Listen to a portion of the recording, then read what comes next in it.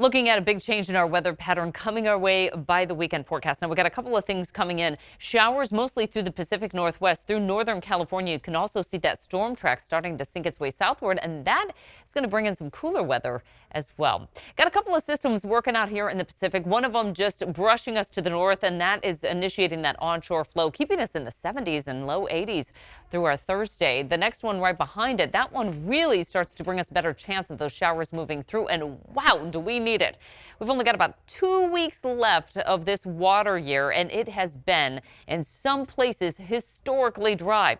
Locally, we can see we've only seen about 6 to close to 25 inches of rain. But when you look at what that does compared to our averages, we're down by about 5 to over 20 inches of rain. Again, the new water year starts October 1st, so we're trying to get just a few more sprinkles coming in here before we round out this current water year. And it's been, like I said, in some places historically dry. Exceptional drought, 46% covering the state as of last week. So the new drought monitor coming in showing exactly the same numbers, no change at all.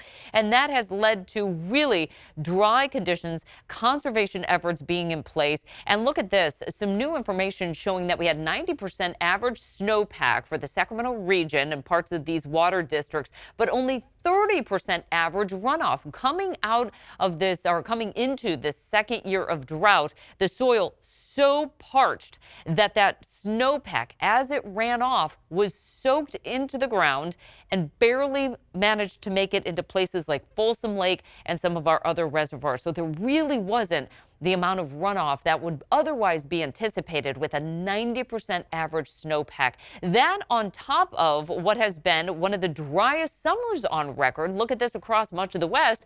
We came ranking in pretty much the record warmest for June, July, and August, our meteorological summer, leading to more evaporation. So what little rain and snow melt that we were able to capture in our reservoirs was basically evaporating at a quicker pace as well. We're only about 25 to 50% full for many of our reservoirs. Again, Shasta being the largest one at 25% full, and that comes in at about 40% of average. That being true of most of our reservoirs. Now, Don Pedro, New Melones, a little more conservation taking place earlier in the season and last year, keeping those numbers up slightly.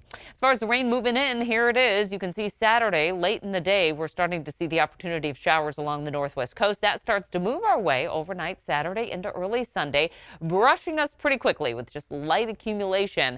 In fact, we're expecting less than about 1/10 of an inch in most places. You can see some of these numbers coming in here at about 1/10 of an inch to 1/4 of an inch. I also have the Caldor and the Dixie Fire perimeters outlined there. We will get some light showers coming over those burn scars and areas that are still smoldering, still some hot spots up there.